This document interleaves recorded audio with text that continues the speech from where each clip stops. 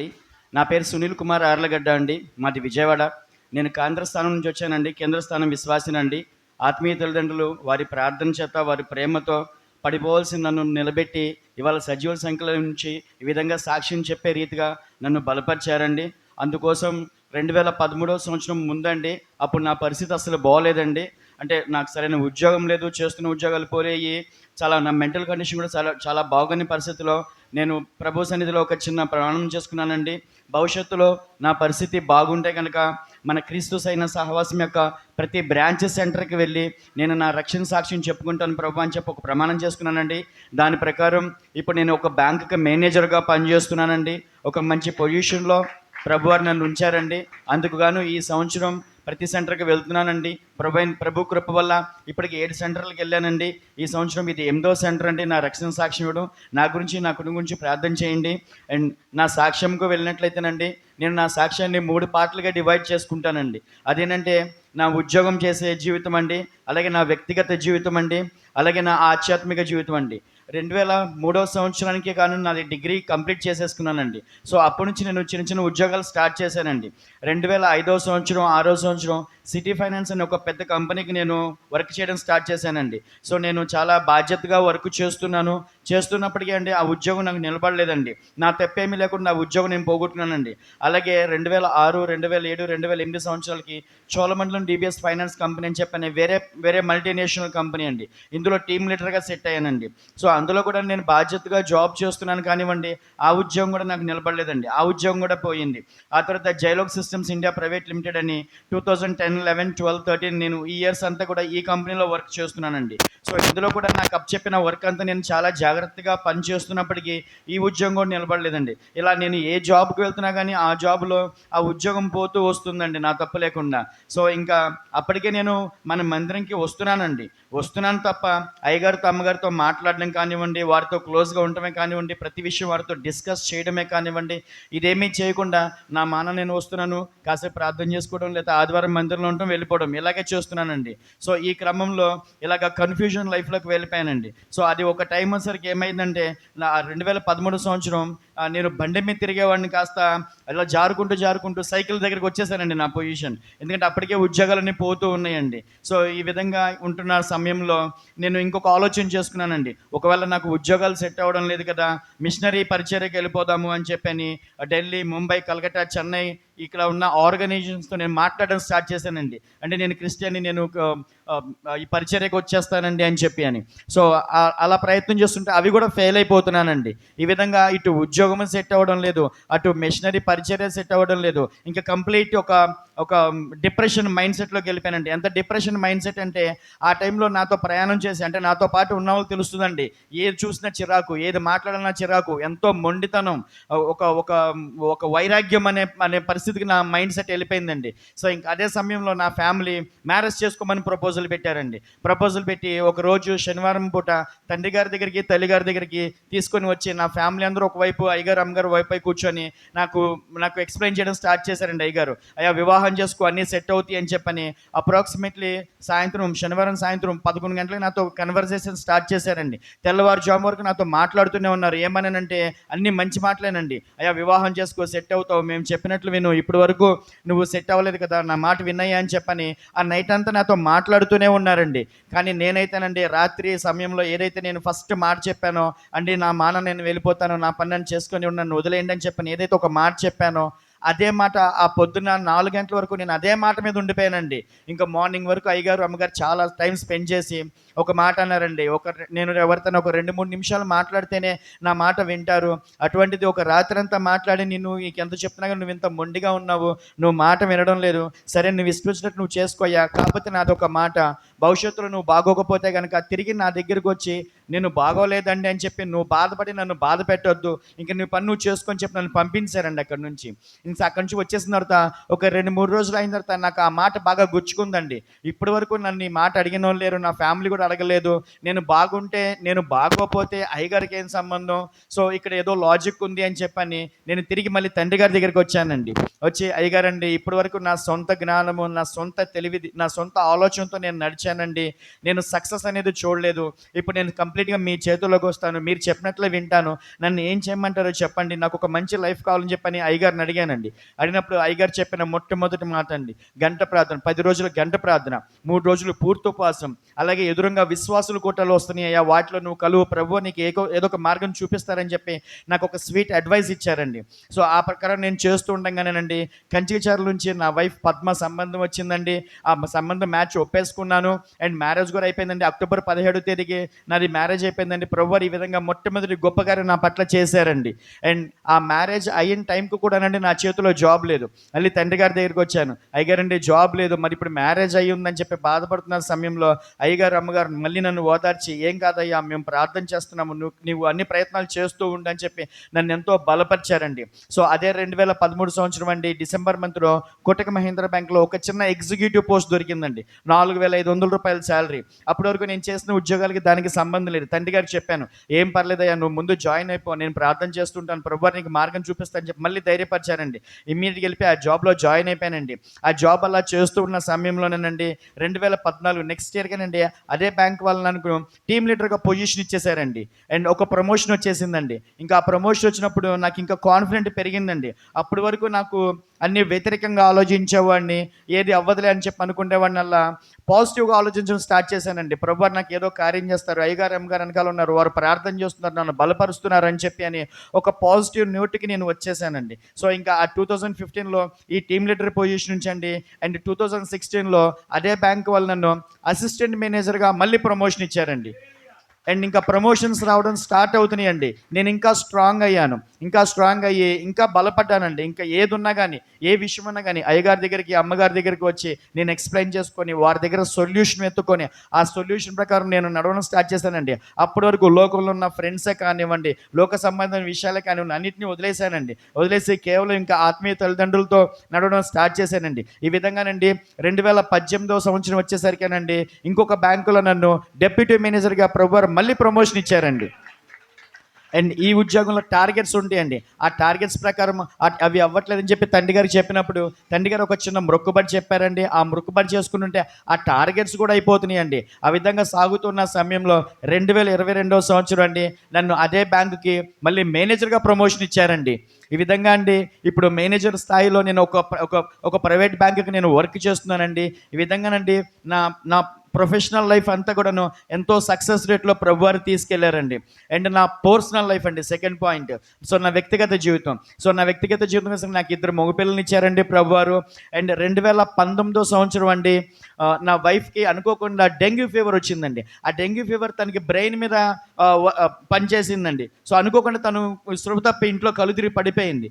విజయవాడలో ఆంధ్ర హాస్పిటల్లో జాయిన్ చేశానండి. దగ్గర 4 రోజులు ఆమె కోమాలో ఉండిపోయింది. ఆ 4 రోజున ఆమె ఒక కలవరిస్తుందండి. ఆ తర్వాత డాక్టర్ని పిలిస్తే ఆయన ట్రీట్మెంట్ ఇచ్చారండి. ఆయన ఇవ్వాల్సిన ట్రీట్మెంట్ ఆయన ఇచ్చారు. ఇంటికి డిశ్చార్జ్ అయిపోయిన తర్వాత తను అడిగానండి, ఏమ్మా ఇలా కలవరిస్తున్నావు ఏంటి అని అంటే ఆమె చెప్పిన విషయం అండి, ఒక 2 మనుషులు నా చేతులు పట్టుకొని ఆకాశంలోకి ఎక్కడికెక్కడికో తీసుకెళ్ళిపోయి అక్కడి నుంచి నన్ను వదిలేశారు. నేను అక్కడి నుంచి కింద పడిపోయానండి, నా కాళ్ళు చేతులు ఇరిగిపోయినాయి అని చెప్పి నేను కలవరిస్తున్నానండి అని చెప్పని ఆ బిడ్డ చెప్పినప్పుడు నేను తండ్రి గారికి చెప్పానండి, నిజంగానండి 2 చీకట్లండి నా భార్యని తీసుకెళ్ళిపోవాల్సిందండి.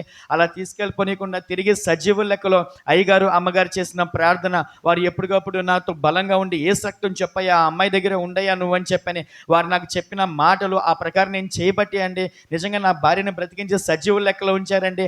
అప్పటి నుంచి ఇప్పటివరకు తనకి చిన్న ఫీవర్ కూడా లేదండి. ఈ విధంగానండి నా పర్సనల్ లైఫ్లో ఎంతో ప్రభువారు గొప్ప కార్యాలు చేశారండి. అండ్ ఇదే విజయవాడలో నాకు ఒక గృహం కూడా ప్రభువారు ఏర్పాటు చేశారండి. అండ్ పర్సనల్ లైఫ్లోనండి అనుకోకుండా నాకు కిడ్నీలో స్టోన్స్ వచ్చినాయండి. అవి 7mm స్టోను, దానికి సర్జరీ చేయాలన్నారు డాక్టర్ గారు. అయితే నేను అయ్యగారు చెప్పినప్పుడు ఒక చిన్న మొక్కుబడి చెప్పారండి. ఆ ప్రకారం చేసుకుంటే ఆ స్టోన్స్ పడిపోయినాయండి, సర్జరీస్ ఏం పడలేదండి. అదేవిధంగానండి నా బిడ్డలిద్దరికి కూడా మంచి ఆరోగ్యాన్ని ఇచ్చారండి. అండ్ లాస్ట్ ఇయర్ అనుకోకుండా ఒక చిన్న కేసు ఫైల్ అయిందండి నా మీద, నా తప్పు లేకుండా, అది కూడా ప్రభువారు కొట్టేశారండి. ఈ విధంగా పర్సనల్ లైఫ్లో కూడా ప్రభువారు ఎంతో నన్ను బలపరిచారండి. అండ్ స్పిరిచువల్ లైఫ్ అండి, ఆధ్యాత్మిక జీవితంలోనండి నిజంగా తండ్రి గారు తల్లి గారు నాకు ఎప్పటికప్పుడు నన్ను బలపరుస్తూ ఉపవాసాలు ఎలా చేయాలో నేర్పించారండి. ఉపవాసాల్లో బలంగా ఉన్నానండి. అండ్ ఇంట్లో కూటాలు పెట్టుకునేవాడిని కాదండి, గృహ కూటాలు పెట్టుకుంటే ఖర్చు అని చెప్పి అనుకునేవాడిని అండి. అటువంటిది ఈ రోజున నేను సంవత్సరానికి 3 గృహ కూటాలు పెట్టుకునే రీతిగా ప్రభువారు నాకు కృప చూపించారండి. అయ్యగారు అమ్మగారు నాకు రోటింగ్ ఇచ్చారండి. అండ్ ఇంకా ఇంపార్టెంట్ విషయం ఏంటంటే దశంభాగాలండి. ఇంతకు ముందైతే అసలు నేను దశంభాగాలు సరిగ్గా తీసేవాడిని కాదండి. ఎప్పుడైతే నేను 2018 సంవత్సరం నుంచి దశంభాగాలు తీసి, ముందు దశంభాగం తీసిన తర్వాత నేను నా ఫ్యామిలీ ఎక్స్‌పెన్సెస్ నేను ఖర్చు పెట్టుకోవడం స్టార్ట్ చేశానండి. ఈ విధంగా నేను చేయడం వల్ల నిజంగా అప్పటి నుంచి నాకు ఇన్సెంటివ్స్ రూపంలోనే కానివ్వండి, ప్రమోషన్స్ రూపంలోనే కానివ్వండి, బోనసుల రూపంలో కానివ్వండి, ఆంధ్ర తెలంగాణకి 20 మంది ఎంప్లాయీస్ వర్క్ చేస్తామండి, ఎన్ఆర్ఐ ఆర్ఎమ్స్. ఆ 20 మందిలో కూడా నన్ను ప్రభువారు ముందు పొజిషన్‌లో ఉంచారండి. ఇదంతా కూడానండి అయ్యగారు, అమ్మగారు చెప్పిన మాటలండి. ఎందుకంటే మన సహవాసానికి కొన్ని ప్రిన్సిపల్స్, కొన్ని గైడ్‌లైన్సెస్, కొన్ని డాట్ పాయింట్స్ ఉంటాయండి. వాటిని మనం క్రాస్ చేయకూడదు. ఆ విధంగా తండ్రి గారు మనకు చెప్తారు.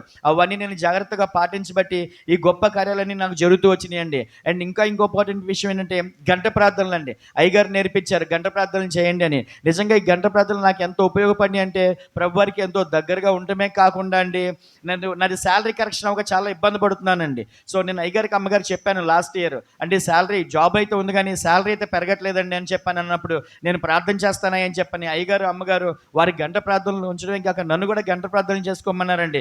నిజంగా ప్రతి సంవత్సరం నాకు బ్యాంకులో 4 to 5% నాకు శాలరీ ఇంక్రిమెంట్ అవుతుందండి. అటువంటిది మొన్న డిసెంబర్ మంత్లోనండి నిజంగా అద్భుత రీతిగా 20% నాకు శాలరీ పెంచారండి ప్రభువారు. ఇదంతా కూడానండి ఈ గంట ప్రార్థనల వల్ల, అయ్యగారు, అమ్మగారు చెప్పిన మాటలు విని పాటించడం వల్ల నాకు ఈ గొప్ప కార్యం జరిగిందండి. అండ్ అండ్ అండ్ నేను అయ్యగారిని, అమ్మగారిని ఒక ఎనాలిసిస్ చేసుకుంటానండి. ఎలా ఎనాలిసిస్ చేసుకుంటానంటే, మనకి ఏదైనా విషయం అవసరమైతే మనం గూగుల్లో సెర్చ్ చేస్తాం కదా అండి. సో మనం ఆ గూగుల్ మాత అని చెప్పి మనం సరదాగా అనుకుంటామండి. కానీ నేనైతే గూగుల్ ఫాదర్ అని నేను అయ్యగారిని, అమ్మగారిని నేను క్యాలిక్యులేట్ చేసుకుంటానండి. ఎందుకంటే మనం గూగుల్లో సెర్చ్ చేసేటప్పుడు ఏదైనా విషయం సెర్చ్ చేస్తూ ఉంటే దానికి రిలేటెడ్ ఇన్ఫర్మేషన్ మనకి టైల్లో ఇన్ఫర్మేషన్ అంటూ వచ్చేస్తూ ఉంటుందండి. అలాగే మనం ఏదైనా విషయం అయ్యగారికి చెప్తూ ఉంటే గంటలు అయ్యగారితో చెప్పనవసరం లేదండి. మనం ఏదన్నా మన ప్రాబ్లం చెప్తుంటే ఆ ప్రాబ్లం పూర్తిగా అయ్యగారికి తెలిసిపోతుంది. ఆ ప్రాబ్లంకి ఏం సొల్యూషన్ ఇవ్వాలో కూడా అయ్యగారికి తెలిసిపోతుంది. ఆ సొల్యూషన్ మనకి ఇచ్చేస్తారండి. ఈ విధంగా నేను గూగుల్తో కంపేర్ చేసుకుంటానండి. అదేవిధంగా ఈ గూగుల్ అండి మనకి ఇంటర్నెట్ ఆన్ అయి ఉన్నప్పుడే వర్క్ చేస్తుంది, మిగతా టైంలో అది పని చేయదండి. కానీ అయ్యగారు, అమ్మగారు మనకైతే 24/7 మనకి అవైలబుల్లో ఉంటారండి. ఎప్పుడు ఫోన్ చేసినా వారు అందుబాటులో ఉంటారండి. అండ్ ఇదే గూగుల్ని మనం ఒక క్వశ్చన్ అడిగితే, అంటే ప్రపంచంలో ఏ క్వశ్చన్ అడిగినా సమాధానం మ్యాక్సిమం చెప్పిద్దండి గూగుల్. కానీ నా పరిస్థితి బాగోలేదండి, నేను చాలా వేదంలో ఉన్నాను, నేను చాలా బాధలో ఉన్నాను, నాకు సొల్యూషన్ చెప్పు అని చెప్పి నాకు గూగుల్ని అడిగితే గూగుల్ మీకు సొల్యూషన్ ఇవ్వదండి. కానీ అయ్యగారి దగ్గరికి, అమ్మగారి దగ్గరికి ఆ క్వశ్చన్ మనం తీసుకొని వస్తే 100కి 200% సొల్యూషన్ దొరికిద్ది. ఆ సొల్యూషన్లో బెనిఫిట్ దొరికిద్ది, ఆ బెనిఫిట్లో లాభం కూడా దొరికేసిద్దండి. అందుకోసం నేను ఇలా క్యాలిక్యులేట్ చేసుకుంటానండి. అలాగే అయ్యగారిని ఒక సైంటిస్ట్లా నేను ఫీల్ అవుతానండి. ఎందుకంటే ఒక సైంటిస్టు ఒక వస్తువుని తీసుకొని దాన్ని మెరుగుపరిచి దానిలో ఉన్న ఉన్నతమైన విషయాలు తీసి సొసైటీకి చూపించి దాన్ని ఒక ఉన్నతమైన స్థానంలో ఉంచి దానికి ఒక ప్రధానమైన స్థానం కల్పిస్తారండి. అందుకోసం వారు సైంటిస్ట్ అవుతారు. అలాగే నేను కూడానండి అసలు సహవాసం వదిలిపెట్టి వెళ్ళిపోదాం అనుకున్న నన్ను అయ్యగారు నిలబెట్టారు, ఉద్యోగం చూపించారు, ప్రార్థన చేశారు, నిలబెట్టారు. ఇవాళ ప్రపంచంలో ఉన్న అనేక దేశాల్లో కస్టమర్లు ఉన్నారండి నాకు, వారితో నేను మాట్లాడుతూ ఉంటానండి. ఈ విధంగా నన్ను పరిచయం చేశారండి ప్రపంచానికి.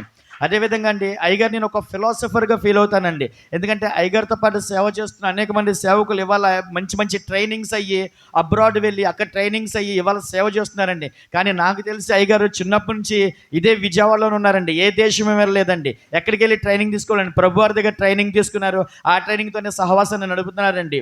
అండ్ అయ్యగారిని నేను ఇంకో విధంగా కూడా క్యాలిక్యులేట్ చేసుకుంటాను, ఏ వైజ్ పర్సన్, అంటే ఒక మంచి జ్ఞానం ఉన్న పర్సన్గా ఫీల్ అవుతానండి. ఎందుకంటేనండి మనకి ఎప్పుడన్నా హెల్త్ బాగోకపోతే అయ్యగారికి ఫోన్ చేస్తే ఏదైనా ఒక ట్యాబ్లెట్స్ కానీ, సిరప్ కానీ, లేకపోతే ఇమ్మీడియట్గా ఏసు రక్తం ఇస్తారండి. ఇమ్మీడియట్గా మనకి సొల్యూషన్, అంటే ఆ ఉపశమనం దొరికేస్తుందండి అక్కడ నుంచి. అయ్యగారు డాక్టర్ చేయలేదండి. అలాగే మనకి ఇంట్లో ఏదన్నా ప్రాబ్లం ఉన్నా, సొసైటీలో ఏదన్నా ప్రాబ్లం ఉన్నా మనం లాయర్ని కన్సల్ట్ చేస్తామండి. కానీ అయ్యగారి దగ్గరికి వచ్చి అడిగితే అయ్యగారు సొల్యూషన్ చెప్తారండి. కానీ అయ్యగారు లాయర్ చదవలేదండి. అండ్ మన పిల్లలు ఏం చదువుకోవాలి, వాళ్ళకి ఫ్యూచర్ ఏంటి అని చెప్పి గైడెన్స్ అయ్యగారిని అడిగితే అయ్యగారు మనకి మంచి గైడెన్స్ ఇస్తారండి. కానీ అయ్యగారు టీచర్ చదవలేదండి. అయ్యగారు కేవలం బైబిల్ చదివారండి, ప్రభువుని తెలుసుకున్నారు. ఆ జ్ఞానంతోనే ఇవాళ సహాసాన్ని నడిపిస్తూ నిజంగా ఈ కోర్సెస్ ఏమీ చేయకపోయినా కానీ ప్రభు ఇచ్చిన జ్ఞానంతో నడిపిస్తున్నారండి. ఈ విధంగానండి ఇలా ప్రతిదీ నేను క్యాలిక్యులేట్ చేసుకుంటూ నా ప్రతి క్వశ్చన్కి నేను ఆన్సర్ ఎత్తుకుంటానండి, నా ప్రతి ప్రాబ్లంకి నేను సొల్యూషన్ వెతుక్కొని ఈ విధంగా నేను ఇవాళ ఒక మంచి లైఫ్ నేను లీడ్ చేస్తున్నానంటే సొసైటీలో, ఇదంతా కేవలం క్రీస్తు సైన్య సహవాసంలో నేను నిలబడబట్టి, ఇక్కడ ప్రిన్సిపల్స్ గైడ్ లైన్స్ నేను ఫాలో అవ్వబట్టి, అయ్యగారిని అమ్మగారికి చెప్తూ నేను ప్రతి ఒక్క విషయం నేను కనుక్కుంటూ ముందుకు నేను సాగబట్టే ఈ విధంగా నేను ఒక మంచి స్థానంలో ఉన్నానని చెప్పుకోవడానికి చాలా హ్యాపీగా ఫీల్ అవుతున్నానండి. అండ్ నిజంగానండి క్రీస్తు సైన్య సహవాసంలో ఉంటూ నిజంగా నా అదృష్టం అండి, నా కుటుంబానికి మంచి ధన్యత దొరికిందండి. అండ్ ఇంకొక ఫైనల్ ఒక మాట అండి, ఒక విత్తనం తీసుకున్నట్లయితే అండి, ఆ విత్తనం భూమిలో ఉంటేనే అది ఫలించిద్దండి, పెరిగిద్ది. అలాగే ఒక పక్షులను చూసినట్లయితే అవి ఆకాశంలో ఎగురుతూ హ్యాపీగా ఉంటేనే వాటి లైఫ్ కూడా చాలా హ్యాపీగా ఉండిద్దండి. అలాగే ఒక వర్షం అండి, ఆకాశం నుంచి భూమి మీద పడితేనే దానికి విలువ, దానికోసం ఎదురు చూస్తామండి. అలాగే క్రీస్తు సైన్య సహవాసంలో విశ్వాసి, క్రీస్తు సైన్య సహవాసంలో ఉంటేనే జీవితం అండి. ఈ క్రీస్తు సైన్య సహవాసంలో ఉంటేనే వాళ్ళు హ్యాపీగా ఉంటారండి. ఈ క్రీస్తు సైన్య సహవాసంలో ఉంటేనే వాళ్ళకి విలువ, గౌరవం అండి. బయటికి వెళ్తే ఎక్కడ బ్రతకలేరండి. ఎందుకంటే నేనే ఎగ్జాంపుల్ అండి, బయటికి వెళ్ళిపోదాం అనుకున్నావాడిని, వెళ్ళలేదు. ఇక్కడ ఉన్నాను కాబట్టి ఇవాళ ఒక మంచి జీవితంలో ఉన్నానని చెప్పి ఇటువంటి సాక్షి నేను చెప్పగలుగుతున్నానండి. నిజంగా ఈ సాక్ష్యం ఇవ్వడం నా బాధ్యత అండి. నా బాధ్యత నేను నెరవేరుస్తున్నాను. నా కోసం, నా కుటుంబం కోసం, అలాగే మన క్రీస్తు సైన్య సహవాసం కోసం మీ నిత్యం ప్రార్థన చేస్తారని మీ అందరినీ అడిగి వేడుకుంటున్నానండి. ఈ మంచి సమయం ఇచ్చినందుకు అయ్యగారికి, అమ్మగారికి మరి ఒక్కసారి నా హృదయపూర్వక వందనాలు చెల్లిస్తున్నానండి. మీ అందరికీ నా వందనాలండి. నా గురించి ప్రార్థించి. Thank you. దేవుని స్తోత్రం, చక్కగా చెప్పారు సాక్ష్యం. చాలా ప్రార్థన చేద్దాం. మహాగణుడివి, కృపామయుడు, ప్రేమగా లేవా, నీ పాదాలకి వేలాది కోట్లాది స్తుతులు స్తోత్రం ప్రభా. ఆ కుమారుని ప్రభ నిజంగా అట్టడికి నుంచి పైకి లేపిన దేవానికి స్తుతులు స్తోత్రం. అందునిమిత్తంగా ఆ కుమారుడు అనేక గ్రామాలకు వచ్చే ప్రభా సువార్త ప్రకటిస్తున్నట్లుగా సాక్ష్యం చెప్తుండగా బిడ్డను దీవించి ఆస్వాదించు. ఇదిగో దాన్ని తెలంగాణ కూడా వచ్చి ఇక్కడ కూడా సాక్ష్యం చెప్తానని ఆ కుమారుడు ఎంతో విశ్వాసంతో తనకు జరిగిన కార్యములు కొద్ది మాత్రమే వివరించాడు ప్రభా. ఇంకా చాలా అద్భుతాలు మీరు చేశారు. ఇదిగో తండ్రి, ఆ బిడ్డను దీవించి ఆస్వాదించి ఆ బిడ్డ పట్ల ఇంకా కార్యములు జరిగించి సహాయం లేదు.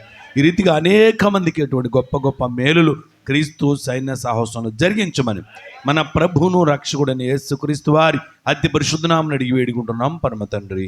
ఆమేన్. కూర్చుందండి.